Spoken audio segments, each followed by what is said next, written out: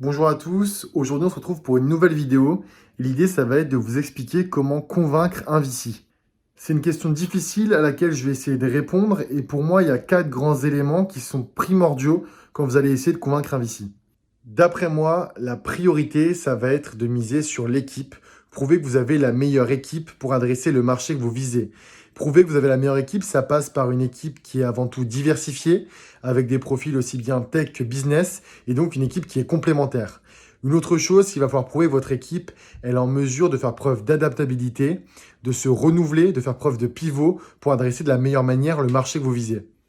La deuxième chose que vous allez devoir prouver est que vous attaquez un marché suffisamment grand, un marché suffisamment ambitieux. Plus votre marché est grand, plus les opportunités pour vous de créer une entreprise avec une forte croissance, avec un chiffre d'affaires important augmentent. Et quand vous prouvez que vous allez pouvoir créer ce type d'aventure, ça rassure l'investisseur sur sa capacité de sortir d'une entreprise avec une forte croissance et donc de réaliser son retour sur investissement. Troisième élément, en dehors du marché, ça va être de prouver votre vision. Montrer que vous avez une vision à long terme, que vous savez le cap que vous souhaitez donner à votre entreprise et donc que l'investisseur puisse se projeter dans la durée, puisse se projeter vers une potentielle sortie.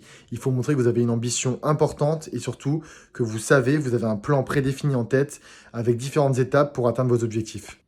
Avoir ce plan, cette vision prédéfinie ne signifie pas forcément que vous allez respecter de A à Z, mais permet à l'investisseur de se rassurer sur votre capacité à vous structurer et à donner un cap clair à la vision de votre projet.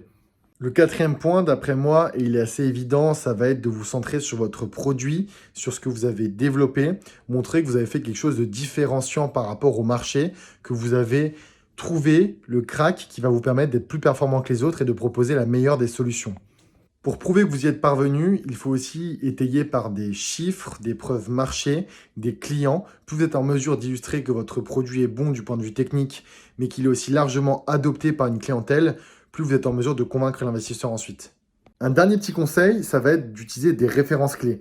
Des références clés, ça peut être un investisseur précédent, par exemple un business angel reconnu qui vous a financé. Ne pas hésiter à le spécifier à l'investisseur, ça peut le rassurer. Ou encore des clients qui vont venir témoigner de la qualité du produit qu'ils utilisent.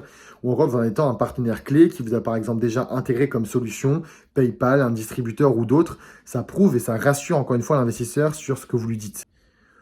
Pour conclure cette vidéo, je souhaite vous rappeler que d'après moi, ce qui est clé dans l'investissement early stage, c'est avant tout l'humain. Et c'est pas pour rien que j'ai mis en premier point l'équipe. C'est parce que l'investisseur, il fait avant tout confiance aux personnes qu'il a en face de lui.